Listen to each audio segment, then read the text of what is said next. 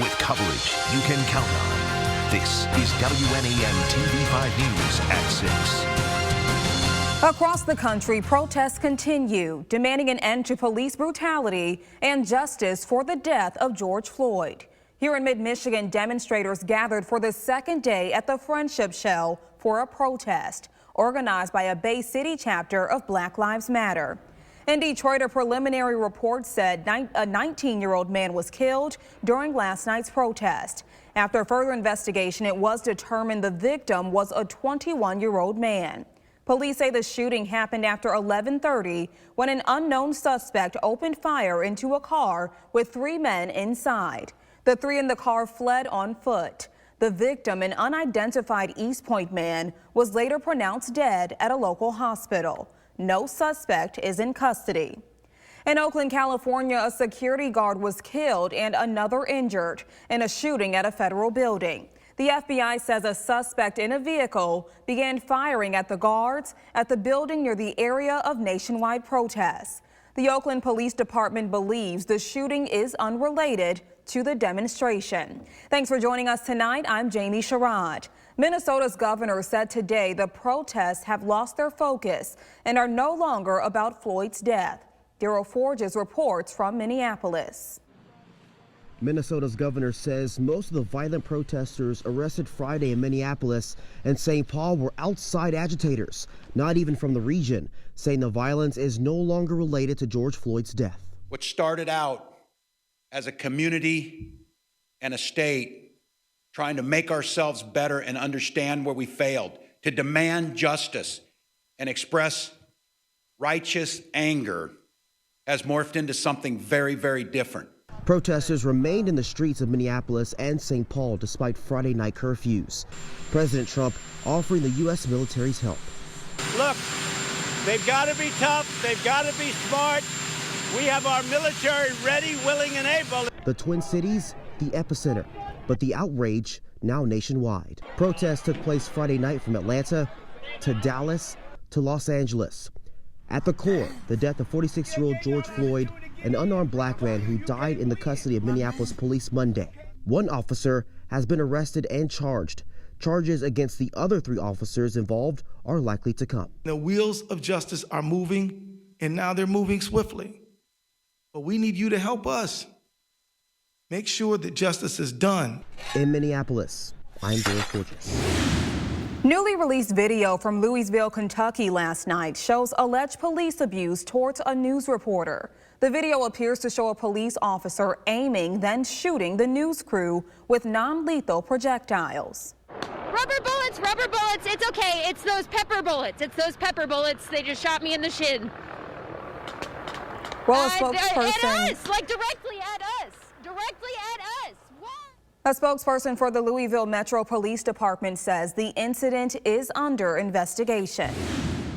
More local news now, a request to Michiganders as the state is in dire need of blood. The Saginaw Spirit and Versity Blood Center of Michigan will host a blood drive at the Dow Event Center. The drive will happen June 12th from 1 to 7 p.m.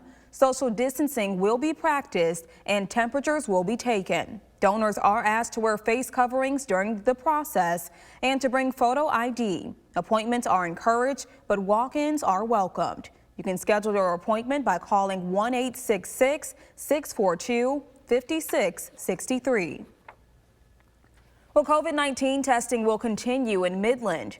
Residents can get free testing at the Dow Diamond drive-through clinic from 11 to 5 p.m. tomorrow. Organizers say you do not need to have symptoms in order to be tested. Residents should enter the clinic through the main Dow Diamond entrance off Buttle Street. You're being asked to stay inside your vehicle. New information tonight, the state of Michigan confirmed 57 new deaths and an additional 263 cases, leaving the death toll now at 5,463 and more than 56,000 cases. According to the state, more than 38,099 people have recovered.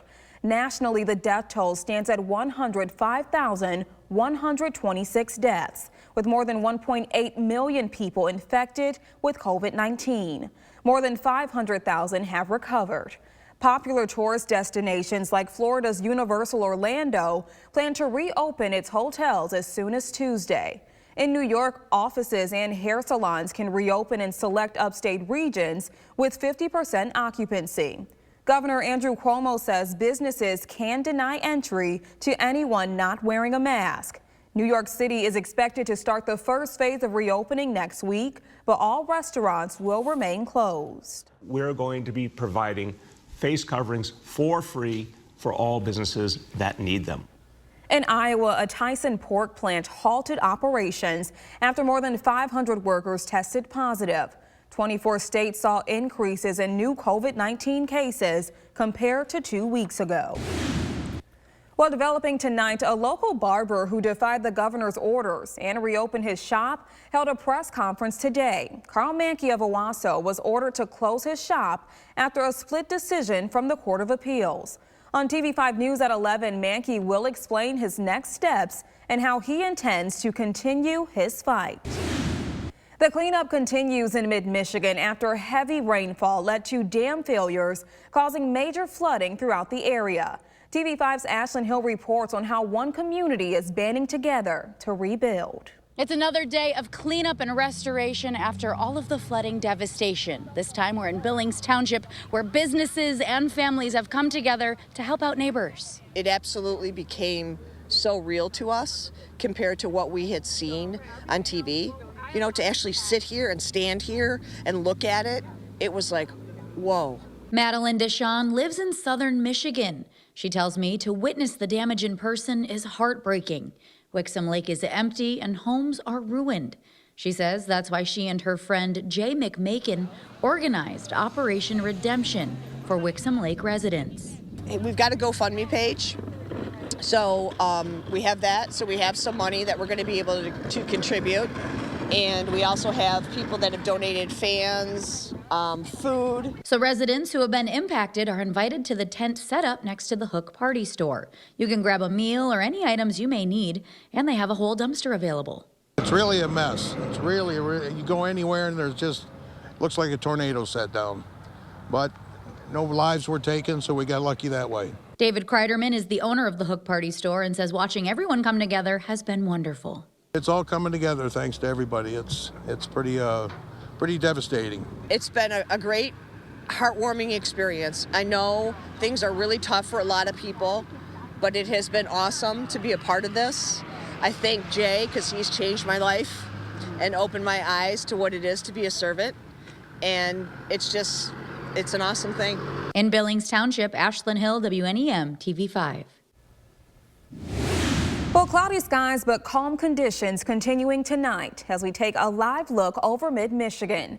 But temperatures overnight could decrease slightly as we go into the overnight hours. Tracking our forecast is Chief Meteorologist Brian Bachman. Hi, Brian. Hi there, Jamie. We're looking at an unseasonably cool day, no doubt about that, but a refreshingly cool one at the same time here in mid-Michigan. All of that said, as you mentioned, it is going to be a very chilly night and potentially a frosty one in parts of the area. But that's not stopping it from being a gorgeous evening. Here's a live look outside over the US 10 corridor in Bay County. Traffic moving along just fine there on the roads tonight. Just some scattered fair weather clouds in our skies, and more importantly, plenty of sunshine breaking on through. But as we mentioned, it's going to be a frosty night for parts of the area, especially north and west of the Bay.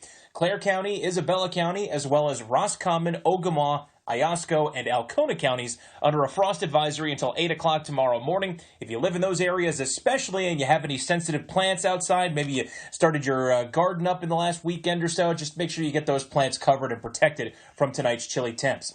In the meantime, though, pleasant enough, 64 degrees in Saginaw, 62 Midland and Mount Pleasant, and some 50s as you get closer to Lake Huron. Everyone else is seeing a north-northwest wind tonight at about 6 to 12 miles per hour.